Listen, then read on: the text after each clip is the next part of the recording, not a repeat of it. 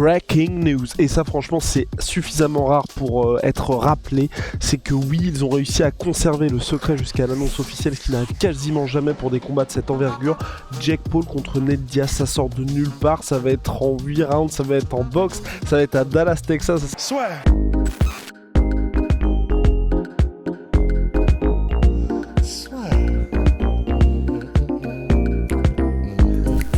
Paris sur le MMA avec Unibet.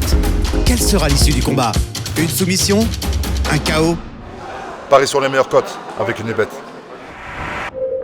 Avant de passer sur le côté positif, parce que c'est une vraie news, c'est juste très surprenant, c'est que Jake Paul, comme il s'était incliné lors de son dernier combat face à Tommy Fury, est vraiment incliné, il n'y avait pas du tout de... Ce qui était, on va dire, le plus surprenant, c'est que ce soit une décision partagée au regard de la performance des deux hommes.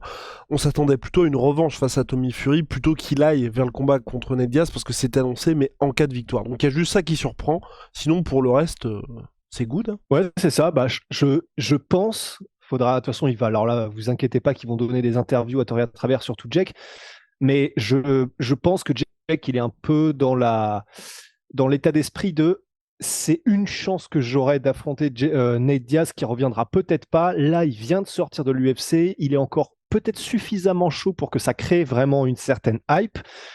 Et je pense que lui et sa team se sont dit c'est une occasion qu'on peut pas laisser passer.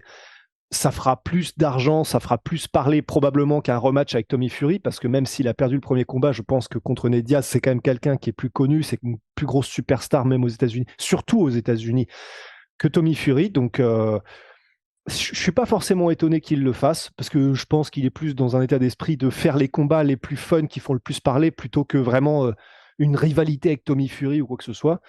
Donc, non, ça me choque pas non plus. Maintenant, parlons du combat Big Rusty. C'est en boxe anglaise, c'est pas en MMA, c'est 8 rounds et c'est en 83,9 kg. Faut le mentionner aussi parce que Nate Diaz, sur la fin de sa carrière à l'UFC, il était en 77 kg, mais vous avez bien vu que c'est pas vraiment sa catégorie naturelle. Nate Diaz, à la base, il était en lightweight, il a même eu un title shot en lightweight, donc moins de 70 kg à l'UFC. Est-ce que toi, déjà, on va commencer par le commencement. Le combat en lui-même, est-ce que tu penses que ça va être disputé? Je ne sais pas vraiment trop à quoi m'attendre parce que j'aurais quand même tendance à dire que le côté plus jeune, plus fort physiquement, plus lourd, il aura tellement d'avantages physiques, Jake Paul, que ça risque quand même de peser très lourd dans la balance.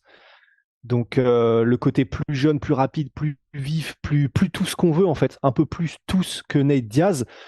Mis à part la plus grande expérience qu'a Nate dans les sports de combat et plus en anglaise aussi, je pense, c'est quand même un gars, Nate Diaz, qui s'est entraîné avec André Ward et qui s'entraîne avec des boxeurs professionnels d'un extrêmement bon niveau. Et qui même explique, et qui même, comme André Ward, la légende véritablement de la boxe anglaise, explique à quel point les frères Diaz sont bons aussi, avec leur côté unorthodoxe. Je sais pas si tu peux en parler un peu, Big Rusty. Ouais, c'est ça, ils ont un style qui est extrêmement particulier. C'est pour ça que Conor, qui était pourtant, lorsqu'il était dans son prime, un des athlètes et un des combattants les plus monstrueux qu'on ait vu à l'UFC, c'est-à-dire qu'il y a eu une grosse descente, il y a eu une carrière étrange, il y a eu des hauts et des bas pour Conor, mais quand il était à son top, sur 2-3 rounds, Conor, c'était absolument monstrueux, demandait à Eddie Alvarez. Et pourtant, Conor, debout, il a été mis en difficulté, Nate Diaz, il a été mis en difficulté au début, mais c'est un style qui, sur la durée, quand il a capté ton rythme, qu'il a capté ta distance et qu'il t'a un peu lu la manière dont tu bouges, etc., en fait, c'est un poison, c'est un enfer. Et c'est pour ça que rester debout avec Nate Diaz, tu peux le faire, mais c'est vraiment à tes risques et périls, surtout si c'est un combat qui dure. Et c'est pour ça que Jake Paul, il peut très bien... il a 37 ans, Nate Diaz. Il a 37 ans, on sait les guerres qu'il a eues dans l'octogone, on sait aussi, et on en a parlé avec Clément Marcoux cette semaine, tu es à crédit, ton cerveau est à crédit en fait. Et il y a un moment donné où l'accumulation de dommages va faire que tu es déconnecté. Il a quand même du punch, Jake Paul. Il a un sacré punch. Il a mis KO des gars qui n'avaient pas été mis KO avant, ou en tout cas pas de cette manière-là. On pense à Tyrone Woodley, on pense à Ben Askren évidemment.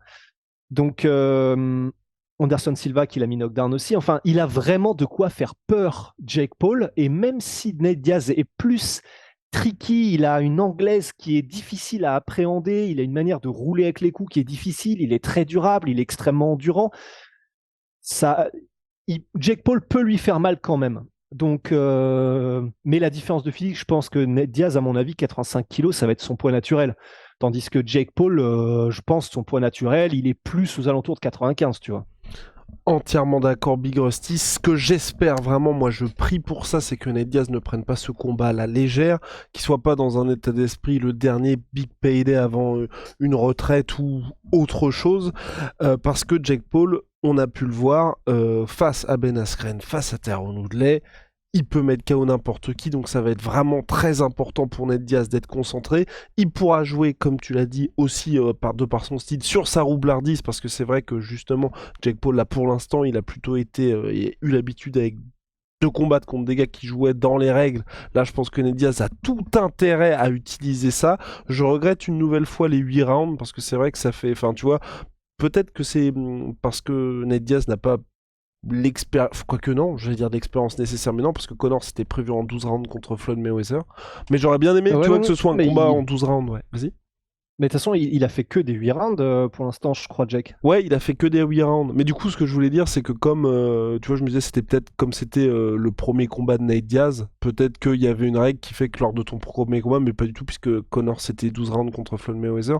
Mais j'aurais aimé, tu vois, ajouter le côté 12 rounds pour avoir une pièce en plus du côté de Nate Diaz. Parce que là, vraiment, sur le papier, comme tu as dit, le côté physique, pour moi, c'est vraiment, vraiment, vraiment trop.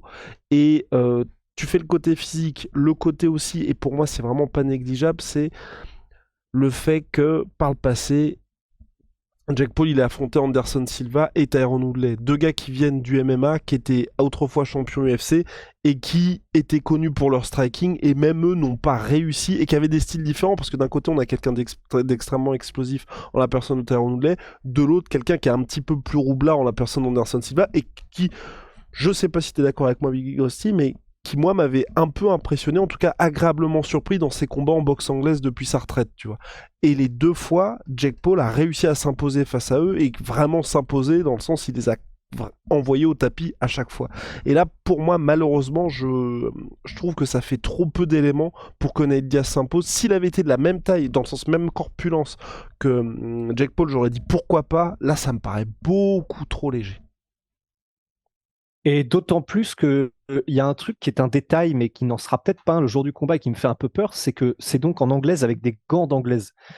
Et le style de Nate et des frères Diaz en général, qui repose énormément sur le volume et des coups qui sont donnés à, allez, on va dire 50% parce qu'il faut donner un chiffre, face à quelqu'un qui est plus lourd déjà, donc tes coups n'auront pas le même impact, tu vas pas le faire bouger autant déjà, et ce qui est quand même une grosse partie du truc. Mais en plus de ça, avec des gants qui sont, je sais pas combien ils sont de Oz, tu vois, mais avec des gants qui sont double ou triple plus épais que les gants de MMA, et qui sont aussi plus épais en termes de superficie, je pense que le style Diaz face à un mec comme Jake Paul, qui sera plus lourd, je sais pas du tout si ça peut avoir le même effet. Parce que faire des combinaisons comme il adore les faire, Nate Diaz, en partant au corps, bou, bou, bou, corps, tu remontes à la tête, bam, bam, bam, bah, face à un gars comme, ça dépendra quelle stratégie, quelle tactique il utilise, Jake Paul, mais face à un gars qui décide de se mettre en tortue et qui fait 10 kilos de plus que toi le jour du combat, j'ai peur qu'on ait un peu, pour revenir dans le MMA, un petit côté, tu sais, Max Holloway contre Dustin Poirier, en fait. Et qu'il y a un moment donné où Jake Paul, il va encaisser, mais comme c'est des gants qui sont très épais, il a tout couvert, donc Nate Diaz pourra peut-être pas aussi facilement passer derrière, etc., faire des coups qui passent. Donc il mettra une muraille, et quand il va répondre, j'ai un petit peu peur qu'on se rende compte très vite que, oula, ah oui, d'accord, en fait, on n'avait pas prévu que ce soit autant un différentiel de puissance. Et ça m'inquiète un peu pour Nate. Même s'il aura son gros payday, même si ce sera des millions encaissés, ça me fait un peu peur pour Nate. Ouais, j'ai surtout pas envie, moi, que ce soit Jake Paul le premier mec à mettre KO Nate Diaz. Ça, pour moi, ce serait terrible. Et j'ajoute juste une petite pierre à l'édifice, mais qui peut, moi, justement, apporter un motif d'espoir. C'est que le style Nate Diaz, pour l'instant, il ne l'a jamais vu Jake Paul aussi.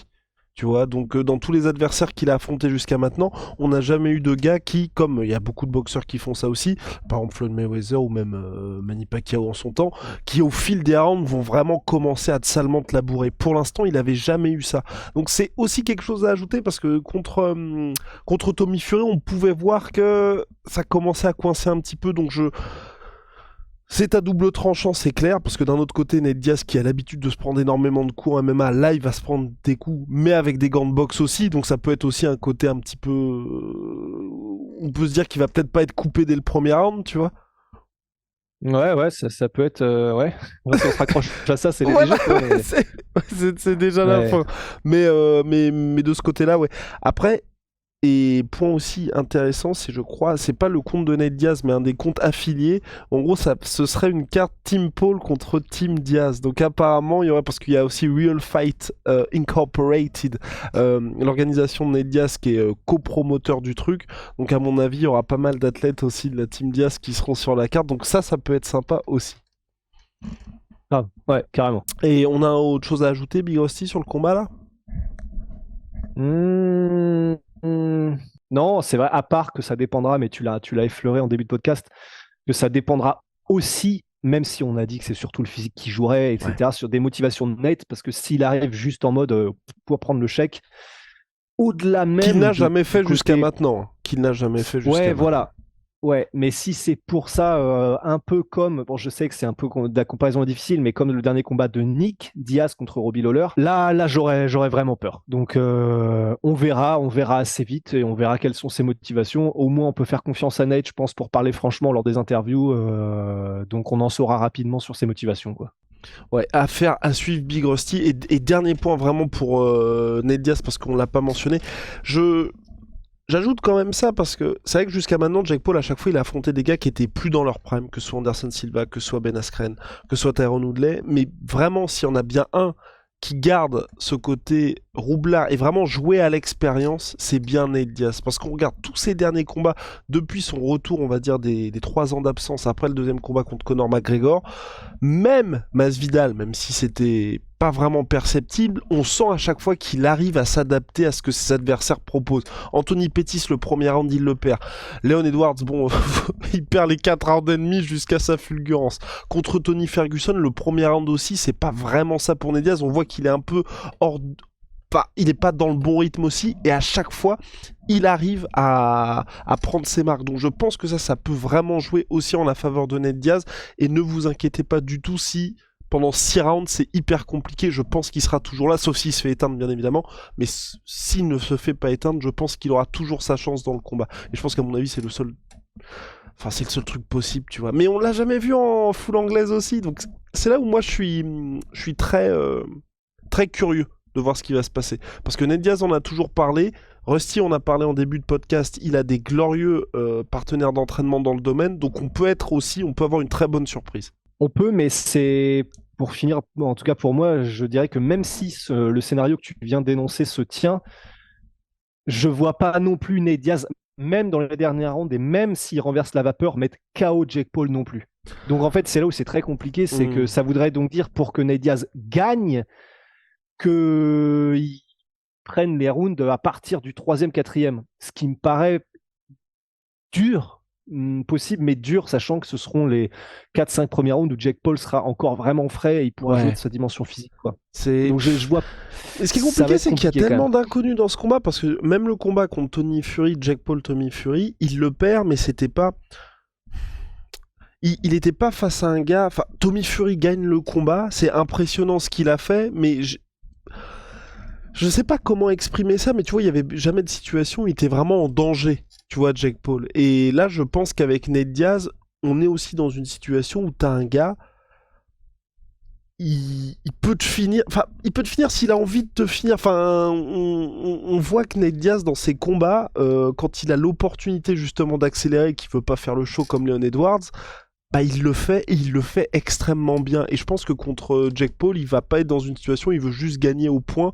S'il a l'occasion de finaliser Jake Paul, il le fera. Et Jake Paul, jusqu'à maintenant dans sa carrière, il a jamais été en eau profonde. Tu vois, ça aussi. Et je pense que Nate Diaz peut être ce gars-là, tu vois, où on peut avoir le début du combat, où là aussi... c'est ce que tu disais, peut-être qu'il n'y aura pas de dommage de la part de Nate Diaz, mais imposer un rythme que Jake Paul n'a jamais connu finalement. Parce que jusqu'à maintenant, les gars qui l'affrontent, ils sont pas du tout dans cet état d'esprit-là. Donc, tu vois, une situation où nous, visuellement, on va pas le voir venir, mais comme ce qui s'est passé contre Conor, contre Nate Diaz au 2e round, tu vois. Où en soi, la baisse a été tellement brutale que visuellement, l'avant-après, c'est juste à l'intérieur du corps de Conor qui... Oh putain, qu'est-ce qui se passe, tu vois. Et là, je pense que ça peut être aussi possible. Mais tellement d'interrogations sur ce combat. Affaire à suivre, ouais. En tout cas, Big Rusty, on a fait le tour sur Jake Paul contre Nate Diaz. C'est très bizarre, mais moi je suis hypé. Je sais pas pourquoi.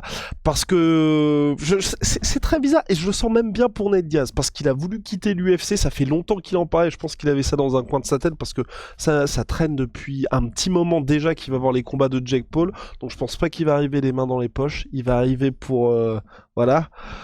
pour choquer la planète. J'ai confiance en Nathan Diaz, Big Rusty. Moi je suis de moins 30% sur tous mes protéines avec le code de la sueur. On se retrouve très vite, monsieur.